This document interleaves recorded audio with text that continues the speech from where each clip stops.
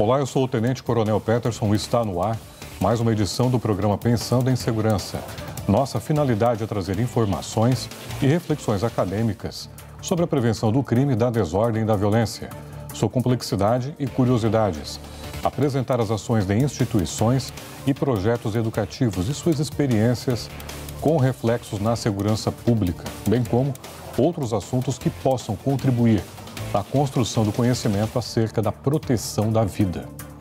Bom, lei de drogas. Quais são as questões jurídicas e sociais envolvidas?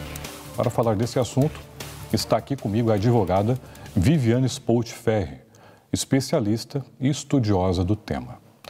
Doutora Viviane, muito obrigado por estar aqui no nosso programa, ter aceitado o nosso convite para falar de um assunto tão atual e tão importante para trazermos esclarecimentos, e outras questões reflexivas. Muito obrigado. Muito obrigada. Eu que agradeço o convite, por estar aqui e discorrer aí sobre um tema tão importante para a sociedade. Perfeito. Bom, você pode falar para a gente aqui brevemente, um pouco da sua atuação, como advogada criminalista, que é a sua especialidade, e também o encontro, da profissional do direito, da advogada, especialmente com essa questão da legislação de drogas. Então, eu sou advogada há 4 anos, eu sempre gostei dessa parte criminal, sempre, na época da faculdade, enfim, me formei em Lages, sempre atuei em estágios na parte criminal, Ministério Público, enfim, e sempre quis continuar aí a minha atuação nessa área. A partir do momento que eu decidi advogar, eu, sempre advogado criminalista, o nicho maior de atuação é com relação ao tráfico de drogas, claro, na lei de drogas. E foi um tema que eu gostei bastante, foi uma área de atuação, um nicho que eu gostei bastante de atuar. E procurei me especializar na área, então eu fiz uma pós-graduação mesmo, na lei de drogas, para poder oferecer aí um atendimento, um melhor atendimento para os meus clientes e estar sempre aí aprofundando no assunto. Com certeza, Bom, e para a gente também trazer um esclarecimento para as pessoas que nos assistem, para desmistificar e esclarecer muita coisa, Isso. O que seria droga? O que é considerado droga aqui no Brasil, nosso país? Então, aqui no Brasil, droga é tudo que causa dependência, Então, tem uma lista da Anvisa que periodicamente ela é atualizada e lá nessa lista vai constar, as drogas e constar o que é droga lícita, como o álcool, por exemplo, é uma droga lícita, porque vende uma droga ilícita e também os controlados, os remédios controlados. Então, essa lista da Anvisa é atualizada periodicamente e lá consta o que é droga no país. Então, tudo isso que você citou é considerado droga? Isso. Mas dependendo da tipologia, circunstância... Isso, tem enfim, as lícitas, ilícitas, droga, cocaína, maconha, crack, enfim, as ilícitas. As listas, álcool, próprio medicamento, Muitas pessoas são viciadas em medicamentos. Que considerado uma droga também, considerado uma droga, exatamente. Essa normativa, da Anvisa. Sim. Bom, e quando nós falamos de droga no Brasil, é um tema, bastante polêmico ainda, Mas fazendo uma comparação, pelas suas experiências, suas leituras, seus estudos, comparações com outros países, como nós estamos com relação a essa temática? Então, em alguns países, há a liberação de algumas drogas, deixando claro que no Brasil não temos essa liberação. Até recentemente teve um posicionamento do STF, uma decisão do STF, onde ele descriminalizou o porte para consumo da maconha, Então, muitas pessoas confundem isso ainda, depende ainda de muita atualização, A gente está ainda se deparando como que vai ficar a condução agora, a partir de agora, mas a maconha não está liberada. Então, as pessoas pensam que podem sair livremente nas ruas, fumando o seu baseado, popularmente dito, mas não está liberada. Apenas o STF descriminalizou o porte para consumo. E eles fixaram, então, a quantia de 40 gramas de maconha para diferenciar, no entanto, o traficante do usuário. É lógico que isso, quando o policial militar for apreender essa pessoa que está aí na posse de um baseado, de uma quantia de maconha, eles vão considerar outros critérios e não somente a quantidade, se tem 40 gramas ou não. Sim, a instrumentalização não é tão simples assim, Não. né? Em ter uma balança, pesar, é crime ou não é crime, né? Existe um contexto, né? Isso, na realidade, não vai ser um ilícito penal, né? Sim. A descriminalização não é liberação. Então, houve a descriminalização nesse sentido, porque não se trata mais de um ilícito penal, e sim um ilícito administrativo. E a maior confusão, né, que acabou surgindo, né, desse posicionamento da Suprema Corte é justamente essa questão popular de liberação da maconha, né? Muitas pessoas, como a senhora falou, achou que com esse posicionamento a maconha está livremente agora em circulação e de posse de qualquer pessoa. Não. Então, deixando claro, né? A pessoa que... A gente tem que saber diferenciar o usuário do dependente químico, né? Tem diferenças. Então, o usuário, tem pessoas que é comum fazer o uso da maconha, né? Uhum. Então, assim, se ela estiver dentro da casa dela, fumando ali a quantidade ali, o que ela é acostumada a fumar, tudo bem. Agora, não pode sair na rua portando, né, esse baseado, como eles costumam dizer. Sim. E, assim, pela sua experiência, seus estudos, como que fica essa questão do ponto de vista social? Isso altera o cenário, né, o contexto que nós já vivemos? Isso agrava ou não? Então... De dependência, de criminalidade, né, uma série de questões envolvidas, né? Então, nós temos que deixar bem claro o seguinte: a questão da droga é uma questão de saúde pública e não uma saúde penal, né? Uhum. Conforme nos meus estudos a gente conseguiu identificar isso. Então, como eu já disse, temos que diferenciar o usuário de dependente químico. O dependente químico, ele se torna mais vulnerável, ele perde muitas vezes o autocontrole, né? E ele, na busca da droga, ele acaba cometendo outros crimes. Então, nós costumamos dizer que não é só a questão da droga, mas os crimes parasitas que ela conduz, né? Então, para ele conseguir a droga, o dependente químico, quando ele não tem mais o dinheiro para comprar, ele vai cometer outros crimes, como o furto, o roubo, violências de várias maneiras para conseguir sustentar o próprio vício, né? Então, eu vejo que isso é uma questão muito de saúde pública mesmo do que penal. E, logicamente, a questão do próprio tráfico de drogas, né, já influencia na violência, na criminalidade, no aumento da criminalidade, na violência, porque o tráfico de drogas interfere em vários sentidos, né, na comunidade, na vida social, muitas coisas assim, dependendo das próprias oportunidades que as pessoas não têm, a falta de oportunidades na realidade, né? E isso influencia diretamente no âmbito social como um todo, né? A questão das políticas públicas e tudo mais. Exato. Perfeito, nós vamos continuar no próximo bloco. O programa Pensando em Segurança vai para um breve intervalo e nós voltamos em instantes.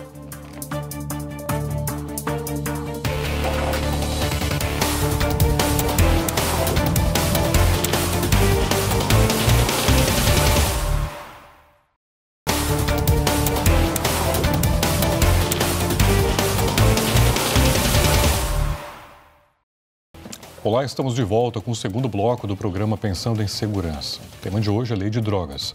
Está aqui comigo a doutora Viviane Spolt Ferri, que é especialista nessa temática.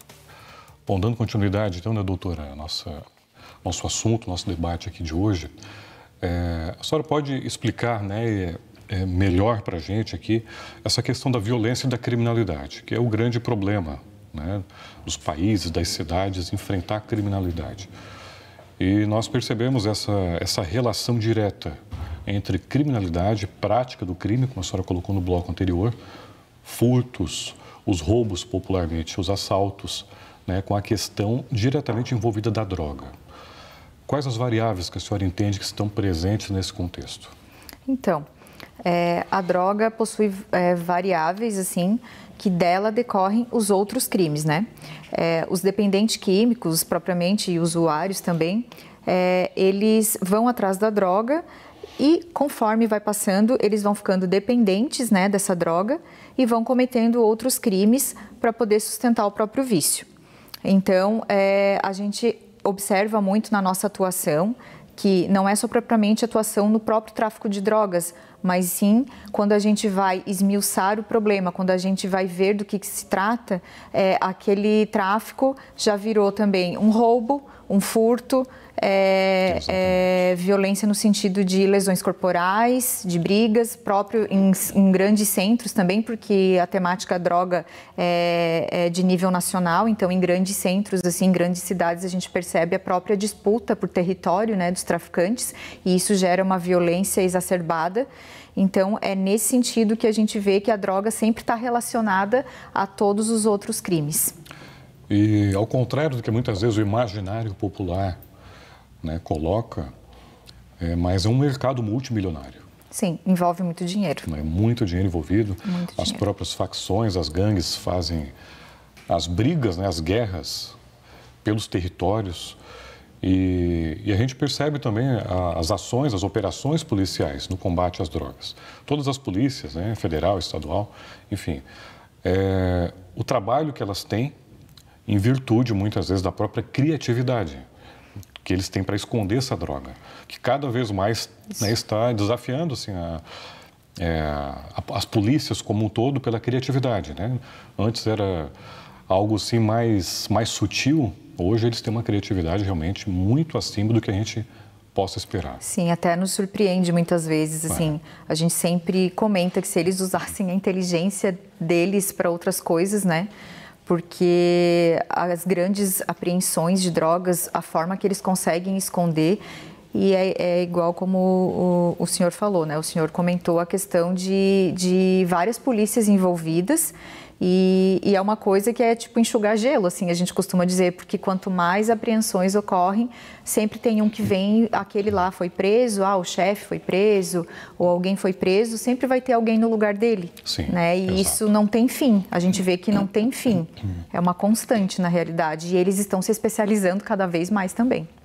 E localmente, nas cidades, quando as polícias realizam uma grande apreensão de drogas, geralmente, as corporações já se preparam para uma grande onda de furtos e roubos na cidade para compensar o desfalque que a polícia fez, né, naquela região. Exatamente. Para fazer a apreensão das drogas. Então, são relações intimamente, né, que estão ligadas à Exato. Criminalidade e à violência, e volto a dizer, né, como nicho principal aí a questão das drogas mesmo, né, porque o alto desfalque que isso causa, né, as apreensões, então eles têm que suprir de alguma forma, né.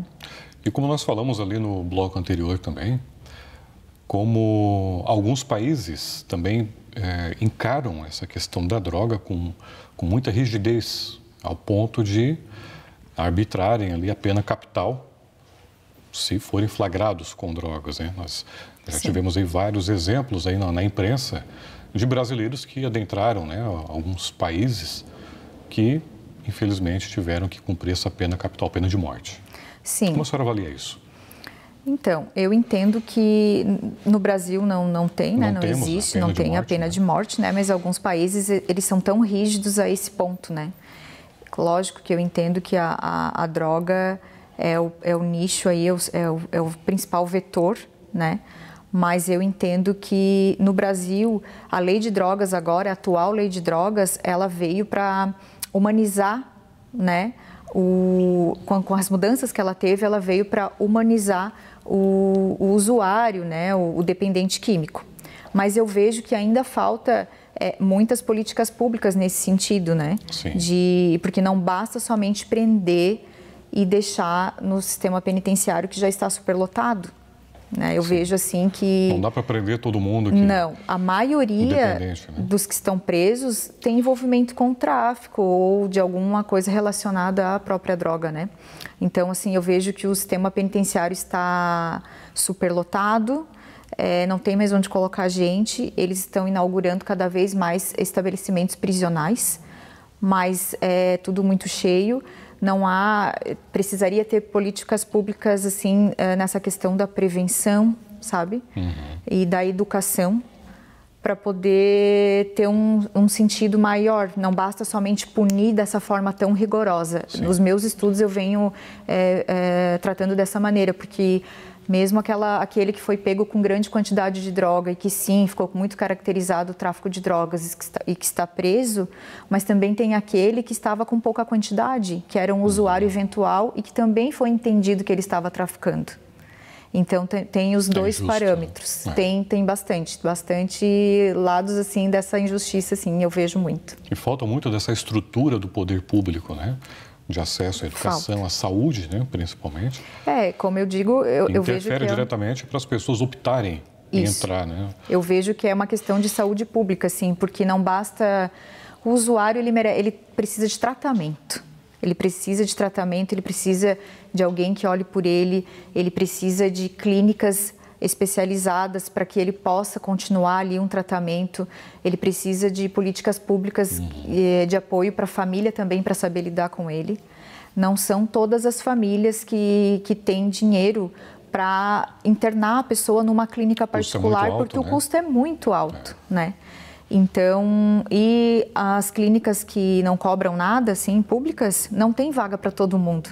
Então, e hoje, não escolhe mais nível social a droga, né? Sim. A gente vê pessoas que têm muito dinheiro, que são usuários, que daí ficam dependentes da droga. Então, a gente vê em vários níveis aí, né? Então, eu vejo que falta muito isso, de ter essa política aí de um olhar, né, mais atento do poder público para o dependente químico. Exato.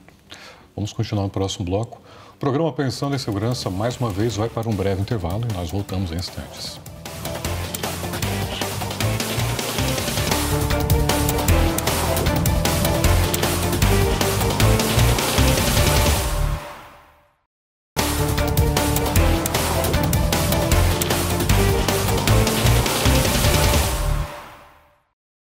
Olá, estamos de volta com o último bloco do programa Pensando em Segurança. O tema de hoje, a lei de drogas. Está aqui comigo a advogada Viviane Spolt Ferri, que é uma estudiosa e especialista no assunto. Doutora, de forma prática, como diferenciar o usuário do traficante? Bom, nas apreensões é comum ter algumas características que diferenciam, então, o traficante do usuário. Geralmente, o que eles vão levar em consideração na hora da apreensão? A quantidade de droga, quantidade e variedade de drogas que foram apreendidas, se elas já estavam fracionadas e embaladas, né, para a venda, sim, se há a presença de balança de precisão, se tem dinheiro trocado, se tem anotações do tráfico, tudo isso vai ser levado em consideração para diferenciar, então, um usuário de um traficante. Perfeito. É um contexto, né? É um contexto. Percebe, né? Todas essas... As investigações, né? E objetos apreendidos para caracterizar realmente o tráfico. Né? Isso. Perfeito. Bom, e nós falando de todas essas questões, né, envolvendo o problema de drogas, né, no país e a criminalidade, como a senhora vê a questão do sistema prisional, né? Apesar de a gente já debateu aqui no bloco anterior, mas os desafios mesmo. O que nós precisamos avançar em termos, né, de sistema prisional, caminhando paralelamente com o avanço, né, da criminalidade e do tráfico de drogas? Bom, Santa Catarina, o sistema prisional de Santa Catarina é considerado um dos melhores. No entanto, na nossa prática da advocacia criminal, nos deparamos com várias situações difíceis. Por exemplo, a superlotação, que isso é nacional também, a superlotação dos presídios, das penitenciárias, a falta de estrutura também deles lá dentro, tá? A gente vê muito assim, ó, os nossos clientes, enfim, eu também faço parte da Comissão de Assuntos Prisionais da OAB aqui de Tubarão, né? Então, frequentemente a gente faz algumas fiscalizações, né, dentro daqui da penitenciária de Tubarão, do presídio, para ver as condições, assim, a nossa comissão é muito atuante, a gente vai até lá e a gente realmente conversa com cada preso que está lá. A gente vai e pergunta para eles as dificuldades, né, para a gente tentar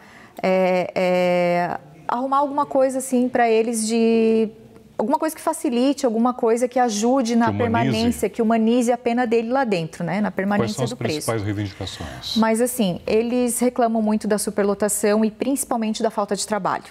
O que mais eles pedem para nós, doutora, consegue... Para surpresa de muita gente. Isso, consegue um trabalho para nós, consegue uma regalia aqui para nós, porque eles ficam, 22 horas que seja trancados dentro de uma cela, quem está no regime fechado, né? Quando chove, eles ficam as 24 horas presos ali dentro da cela sem ter nada para fazer. Eles têm 2 horas de banho de sol por dia, né? Então, eles pedem muito trabalho, muita oportunidade de emprego, que é o que mais eles querem. Eles têm muita vontade de trabalhar. E a gente entra aí numa dificuldade pela burocracia de levar trabalho para eles lá dentro, essas empresas, né? A parceria público-privada, empresas que queiram realmente trabalhar lá dentro. É muita burocracia. Também, né? De inserir, né, na sua empresa, enfim. É muita burocracia. Um presidiário, ex-presidiário. Então, eles ficam ociosos. Esse é o grande problema, mas eles têm muita vontade de trabalhar. É o que mais eles pedem. E a gente, pelo menos, acompanha, né? Tem países que as penas, né, são pagas, né, de forma de trabalho, enfim. Eles têm um tempo na cadeia, né, nas penitenciárias, um tempo realmente aproveitado e não ocioso, como nós acompanhamos. Sim. Aqui na parte nacional. E também a questão da remissão da pena, né? Porque a cada 3 dias trabalhados, eles descontam 1 da pena. Então, é lógico que o interesse deles também é por conta da remissão, claro. Mas eles reclamam muito da ociosidade, que eles ficam lá sem fazer nada. Né? O máximo que eles conseguem, assim, muitas vezes, é leitura de livros, que aí eles leem o livro, uma das piores penas é ficar sem fazer nada, né? Fazem uma resenha do livro e aí é descontado, né? Mas eles reclamam muito da falta de oportunidade mesmo. Bom, onde entra o poder público, né? Isso, mais uma vez. E toda essa estrutura, esse arcabouço legal, né, para encontrar formas de reconduzir essas pessoas. A deficiência do poder público em gerir melhor a questão deles lá dentro, né? Para não acabar sendo, né, doutor, um depósito de pessoas. Exatamente. Né? Bom, a senhora poderia também falar um pouco, né, acerca aqui da sua atuação como advogada criminalista e desmistificar um pouco algumas questões, algumas confusões, né, que o mito popular acaba fazendo, que o advogado que atua na área criminal, as pessoas acabam criando, né, esse imaginário de que esse tipo de advogado, essa especialidade, ele existe para defender bandido. E a gente sabe que isso é um baita de um equívoco, né? E aproveitando aqui a sua presença e a sua atuação nessa área, para desmistificar um pouco acerca desse assunto. Perfeita colocação. Então, eu gosto sempre de dizer que eu não defendo bandido, eu defendo os direitos da pessoa que cometeu aquele crime. Tem uma linha aí que separa, né? Estou muito tranquila com a minha atuação, foi uma área escolhida por ter grande paixão, né, pela parte criminal, mas as pessoas realmente confundem muito a pessoa do advogado com o trabalho dele. É o meu trabalho, né, como outro qualquer.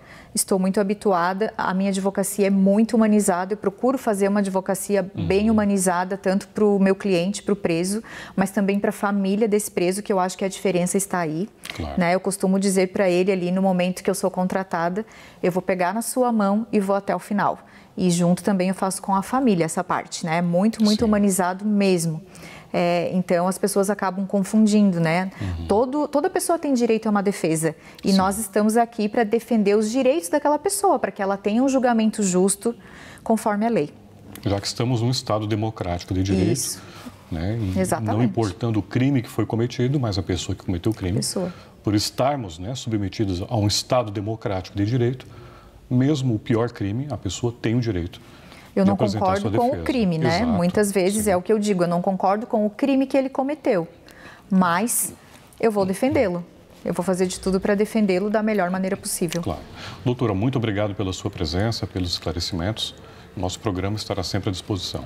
Muito obrigada. Eu que agradeço aí o convite. Estou à disposição para tratarmos de outras temáticas futuramente. Obrigado mais uma vez. Bom, hoje eu conversei com a advogada Viviane Spoltferri sobre a lei de drogas. O programa Pensando em Segurança fica mais uma vez por aqui. Nos acompanhe pelas redes sociais, Instagram, Facebook e entrevistas completas disponíveis no YouTube. Até o próximo programa e não se esqueça, apoie quem te protege.